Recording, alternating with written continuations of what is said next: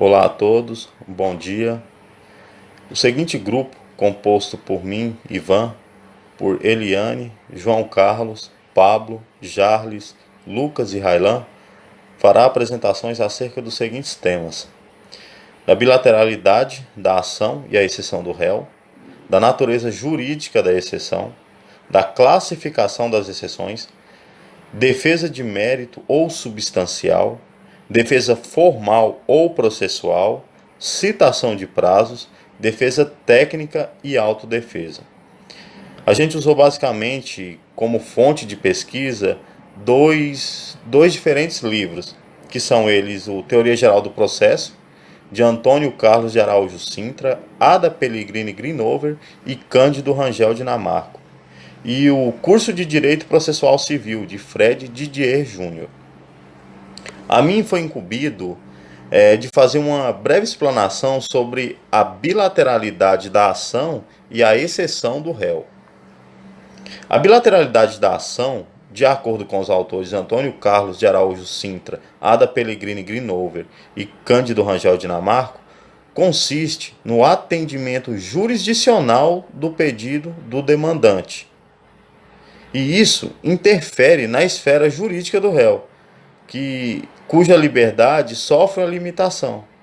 Essa bilateralidade de ação, ela gera a bilateralidade do processo, pois o réu ele passa a ter o mesmo interesse jurídico no processo, tanto quanto o demandante do mesmo.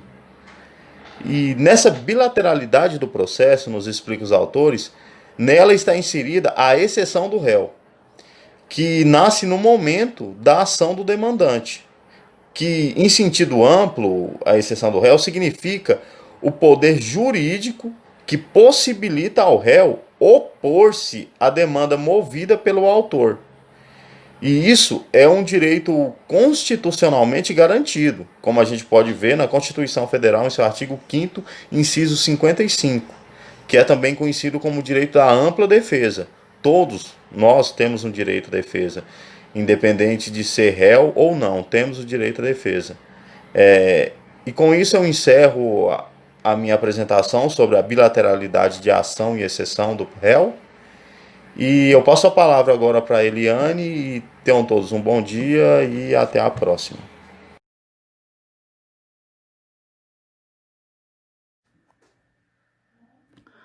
Olá, meu nome é Eliane e eu venho falar para vocês sobre a natureza jurídica da exceção, que é um direito análogo e correlato à ação, E também é o direito no julgamento que se leva em conta as razões do réu. A natureza jurídica da exceção está na bilateralidade da ação e do processo, tá? O acolhimento do pedido do autor importa reconhecimento da juridicidade de sua pretensão e leva assim a interferir na esfera jurídica do réu a liberdade sobre a limitação ou vinculação de direito. Já a exceção é o poder jurídico que possibilita o réu a opor-se à demanda do autor, a opor-se à demanda movida pelo autor. É um direito público, subjetivo, constitucionalmente garantido como corolário do devido processo legal e dos postulados em que se alicerça o sistema contraditório do processo. No caso, é a eventualidade da defesa. Na concepção de ação como direito ao provimento jurisdicional de larga preferência da doutrina contemporânea, a exceção não pode ser o direito ao provimento da rejeição do pedido do autor, mas apenas o direito, aqui no julgamento, que também se leva em conta as razões do réu. Tomada nesse sentido, daí a exceção é lícito afirmar que configura um direito análogo e correlato à ação, e mais procedendo um particular aspecto dessa.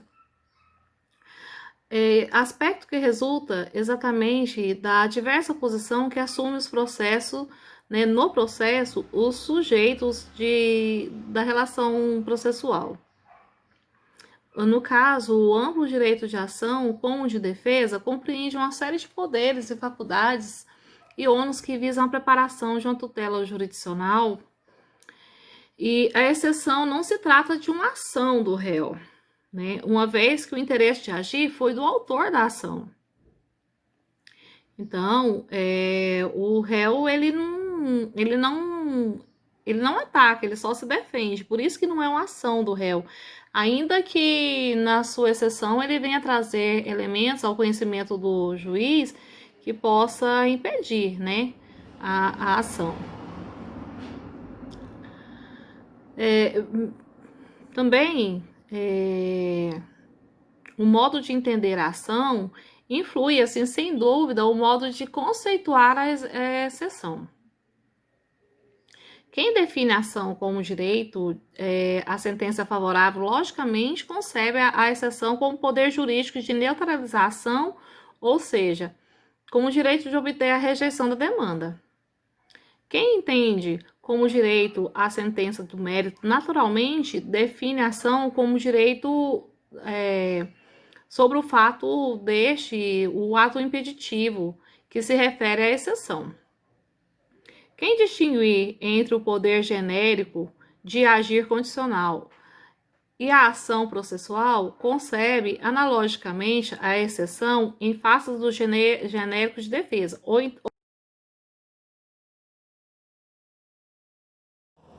Bom dia, turma. Bom dia, professor. Dando continuidade à apresentação do seminário, irei fazer uma breve introdução sobre a classificação das defesas do réu. Bom, a defesa do réu, ela pode ser classificada de 3 formas. A primeira delas são as denominadas defesas de mérito, direta ou substanciais. São aquelas onde o réu vai atacar o mérito, vai atacar a pretensão do autor, o direito material, visando convencer o juiz da inexistência do direito pretendido pelo autor. As defesas de mérito ou substanciais são subdivididas em 2, defesas diretas e indiretas. As diretas, o réu vai atacar as alegações. Por exemplo, numa petição inicial, ele vai atacar a narração fática ou a fundamentação jurídica, ou ambas.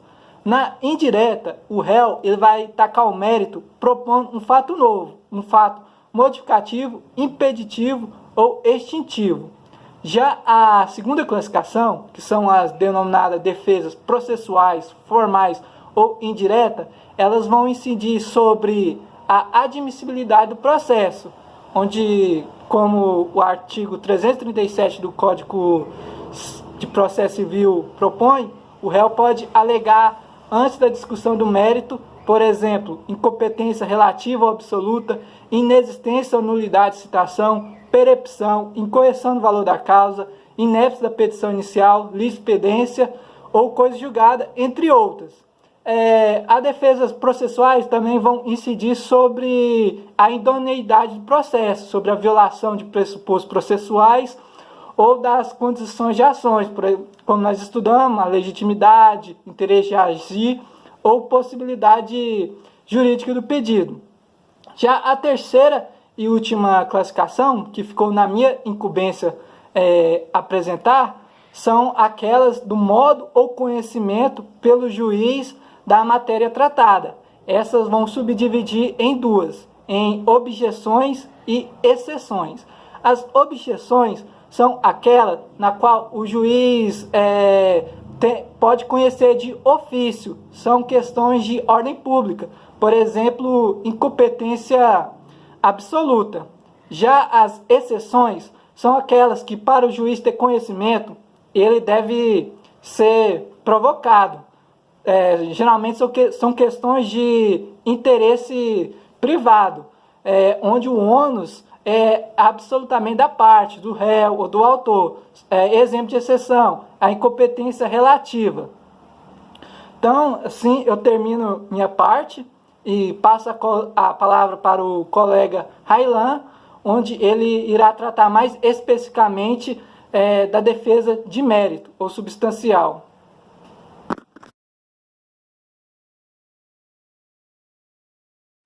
Bom dia, pessoal, bom dia a todos. Eu sou o Railan, acadêmico de Direito, e eu vou estar dando continuidade ao trabalho, né?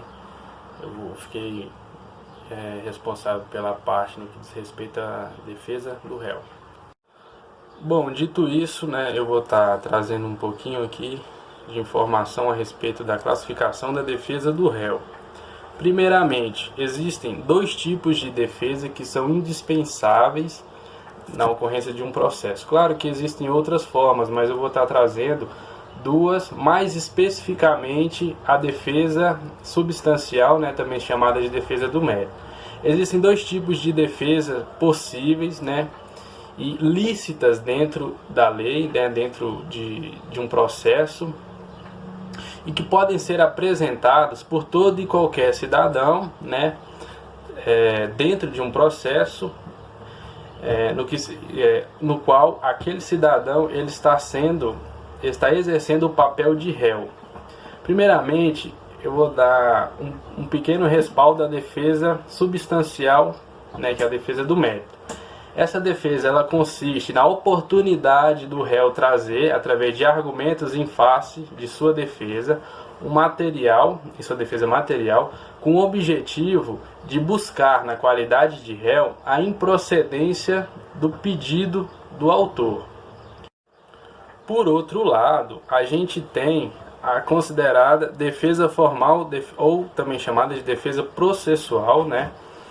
Que eu não vou entrar muito a fundo nessa parte, né? Eu vou dar um respaldo mais para a defesa de mérito. Bom, dando continuidade, temos a defesa de mérito, como eu disse anteriormente, e a defesa formal processual, que é aquela onde o cidadão, na qualidade de réu, ele terá a oportunidade de apresentar manifestações que indiquem atos de improcedência ou deficiência na estrutura procedimental, do processo em questão no qual ele está sendo réu. E aí, voltando, né, na defesa de mérito, que é que a gente vai dar mais ênfase aqui no caso, a defesa de mérito ela se divide em duas. Tem duas subdivisões dentro dessa defesa que eu vou trazer para vocês, que é o ponto principal, né, da minha parte, que é a defesa de mérito direta e a defesa de mérito indireta. Bom, primeiramente, a defesa de mérito direta, ela tem como objetivo desconsiderar a causa de pedir, contrariando os fatos expostos. Ou seja, né, na defesa de mérito direta, o demandado ele se limita a negar a veracidade dos fatos expostos pelo autor. Ou seja, ele reconhece que os fatos, ele reconhece a veracidade dos fatos, mas ele tem o objetivo de negar essas veracidades para que as consequências, né, para que as consequências jurídicas pretendidas pelo autor ela não seja levada em conta pelo magistrado, né? Ou seja, ele quer contestar os argumentos do autor, mesmo sabendo que aqueles argumentos têm a sua veracidade comprovada pelo réu. Ou seja, ele vai contestar, né, os efeitos que o autor quer perante aos magistrados. E a partir daí, né, a gente pode ter um exemplo da negativa geral, que é permitida por advogados dativos, curadores especiais e membros do Ministério Público, assim como dispõe o artigo 302 do Código de Processo Civil. E aí, né, por outro lado, a gente também tem a defesa de mérito indireta, que acontece quando o réu, apesar de ele concordar, né, com os fatos, os argumentos expostos pelo autor, reconhecer também a veracidade dos mesmos, ele vai apresentar ao juiz novos fatos, que são fatos capazes de modificar, extinguir ou impedir o direito do autor, conforme determina o artigo 326 do Código de Processo Civil. Bom, e no que se refere à defesa do mérito indireta, desses fatos que eu citei, esses fatos eles vão ter o objetivo de ampliar, né, a visão fática do juiz perante aos argumentos apresentados, e são classificados em três: fatos extintivos, fatos modificadores e fatos impeditivos. Assim como o próprio nome sugere, o fato impeditivo são aqueles fatos que eles vão impedir o exercício do direito, né, na relação jurídica. E aí a gente tem como um exemplo o contrato celebrado por um incapaz ou com vício de consentimento. Aí a gente também tem o segundo fato, que é o fato modificativo, que assim como o próprio nome sugere, são aqueles fatos que modificam de forma subjetiva ou objetivamente o fato pelo autor. Um exemplo é a cessão de crédito sem ressalva com a modificação do credor no contrato. E por último, a gente também tem aqueles fatos chamados de extintivos, que é os fatos que, assim como o próprio nome sugere, eles vão extinguir o direito. Que aí a gente tem como exemplo a prescrição. Bom, no caso da prescrição, né, que está enquadrada nos fatos extintivos, a prescrição ela ocorre pelo fato de, embora no caso concreto o autor ele ateste a veracidade dos argumentos pelo decurso do tempo previsto em lei, ele ainda assim vai haver, né, diante desses fatos, a perda da possibilidade de reivindicar esse direito, que está previsto em lei, no Código de Processo Civil, artigo 326 mais especificamente. Bom, e a partir daqui eu encerro a minha fala e repasso adiante, né, para o nosso colega Jarles, que dará continuidade ao nosso trabalho. Bom dia a todos. Eu vou falar sobre a defesa processual dilatória e a defesa processual perentória. Iniciando com a defesa processual dilatória, toda defesa processual dilatória pressupõe a existência de um vício formal, sanável, possível de ser regularizado. E a regularização dessa deficiência processual é de incumbência exclusiva do magistrado, por um ato por ele praticado, e apontada pelo réu na sua contestação, sua defesa. Vale ressaltar que a defesa processual dilatória, em hipótese alguma, gera anulação do processo. Uma vez resolvida esta situação, o processo segue o curso normal. Só um exemplo de defesa dilatória: o réu pode alegar a incompetência absoluta ou relativa do juiz para julgar a matéria. Acatando esse pedido, o juiz remete o processo para o magistrado competente e o processo seguirá os trâmites normais. Não há possibilidade de ser anulado, somente o juiz, se sentindo incompetente por alegação da parte, ele remete ao juiz competente. Já a defesa processual perentória, neste caso, alega-se uma deficiência processual insanável. Não é possível de ser regularizado. Regularização do objeto, ou seja, o réu está alegando falta de interesse de agir. Portanto, o pedido é a extinção do processo sem a definição do mérito. Uma vez acatada pelo juiz, o juiz extingue o processo sem a resolução do mérito. E assim eu encerro a minha participação e passo a continuidade para o próximo colega. Então tá, obrigado.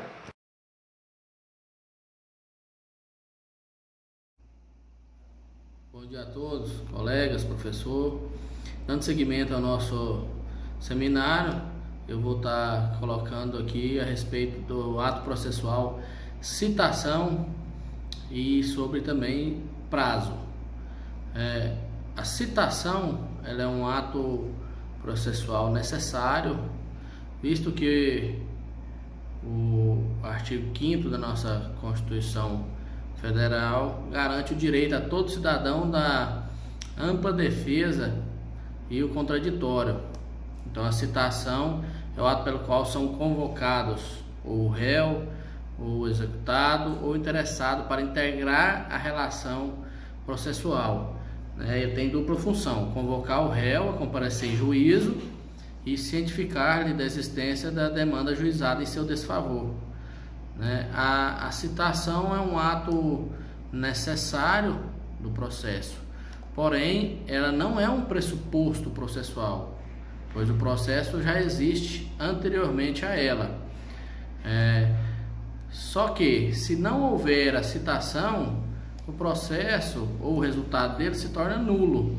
A sentença, por exemplo, ela é proferida em processo em que, se ela for proferida em processo que não houve situação, ele se torna um ato defeituoso, né, cuja, né, é um ato nulo. A nulidade pode ser pedida a qualquer período, qualquer época, né? Então ele é um ato necessário. Nos casos de processo que tenha o litisconsórcio necessário, unitário, passivo, a falta de citação de qualquer dos réus torna a sentença ineficaz, né, passível de nulificação.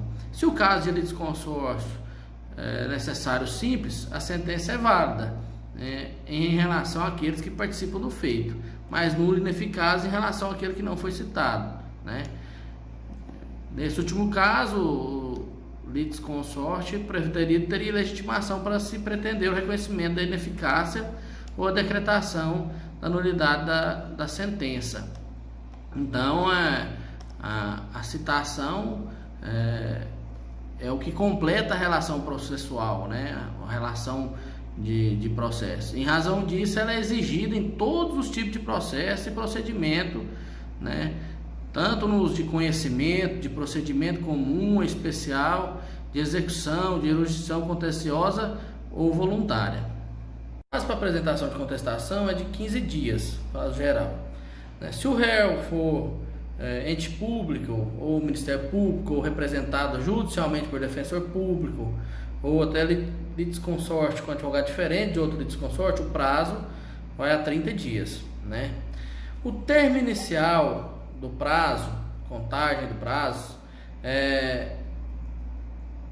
as datas, pode ser data da audiência de conciliação ou mediação, ou da última sessão de conciliação, né, quando qualquer parte não compareceu, compreendendo não houver autocomposição, ou do protocolo do pedido de cancelamento da audiência de conciliação, né, se foi cancelada a audiência, então a partir da data do protocolo de pedido de cancelamento, ou também como descrito no artigo 231 do CPC, Código de Processo Civil, né? Quando, por exemplo, a audiência preliminar de conciliação mediação nem for marcada. Se houver litisconsórcio passivo e um deles manifestar desinteresse na realização da audiência preliminar, o termo inicial será para cada um dos réus a data de apresentação do seu respectivo pedido de cancelamento da audiência. Se a audiência preliminar não for designada e o autor desistir do processo em relação a um dos réus não citados, o prazo para contestação correrá da data da intimação da decisão que é homologada a existência. A regra é importante e útil, pois o prazo para contestação nos casos de litisconsórcio começa a correr da data da juntada do último mandato aos autos. Assim, não havendo mais o litisconsórcio, porque o autor desistiu da demanda em relação àquele que não foi citado, o réu já citado poderia ser surpreendido com a perda de prazo, caso ele fosse contado da data de juntada aos autos do mandato da sua citação.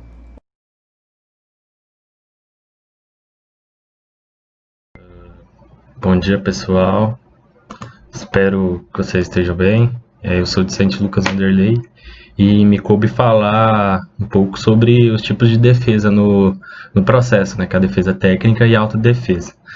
Bom, esse princípio em análise aqui, ele tem um objetivo de conceder ao réu, né, o direito, né, de se valer dos métodos para se defender de uma acusação.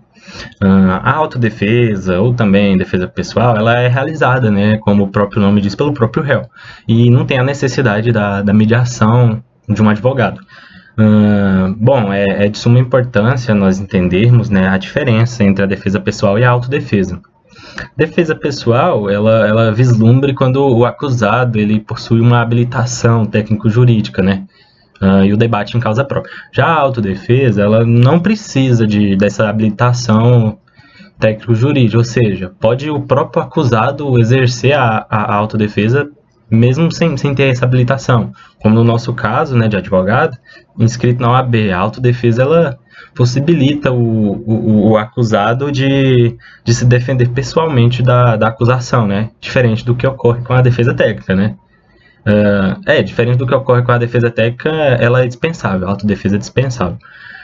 Bom, A defesa técnica ou material, ela vai englobar a defesa no seu sentido técnico e preciso, né? Nessa defesa técnica participa todas as autoridades públicas e os funcionários públicos que intervêm no processo. O direito à defesa ali está bem na parte ali do processo legal, do lado de outras garantias, como o contraditório, a presunção da inocência. As pessoas confundem muito o defensor público como um monstro que aceita compactuar para a defesa de outro monstro, né, que está sendo acusado de cometer um crime que é mal visto pela sociedade. Porém, a nossa Carta Maior, né, a nossa CF, nossa Constituição Federal, ela não permite, né, que nem mesmo o pior dos criminosos seja julgado sem o direito à defesa. E 2 exemplos de jurisprudência que eu posso citar. Primeiro, no parâmetro da defesa técnica, a gente tem a súmula vinculante número 5 da STF, que ela fala assim, que a falta de defesa técnica por um advogado no PAD, né, no processo administrativo disciplinar, não ofende a Constituição. E outro exemplo de jurisprudência é a súmula vinculante 533 do STJ, que é no âmbito ali da execução penal. Essa súmula ela diz que para o reconhecimento da prática de falta disciplinar no âmbito da execução penal é imprescindível a instauração de um PAD, né, do processo administrativo, pelo diretor do estabelecimento prisional. E nisso assegurando o direito de defesa, e aqui esse direito é realizado por um advogado, né, constituído pelo próprio servidor que está sendo processado, né, ou por um defensor público nomeado, quando não tiver advogado. E um exemplo de direito comparado que eu posso citar aqui é o fato de 9 países europeus o advogado ele ser dispensável. Por exemplo, na Inglaterra, na Áustria, na Finlândia, na Espanha, na Suécia, na Albânia, na Bulgária, na Romênia, na Bósnia, na Herzegovina.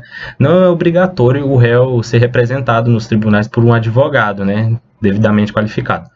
Então, concluindo aqui, a defesa do réu ela é substancial, né, para que os princípios fundamentais, como o devido processo legal, contraditório, ampla defesa, né, que está previsto nos artigos 5º, incisos 54 e 55, sejam exercidos. Então, haja vista que, além de serem princípios constitucionais, eles também são, né, direitos humanos. Nisso, eu despeço de todos. Muito obrigado por ter assistido nossa apresentação até aqui. Tenham todos um bom dia. Muito obrigado.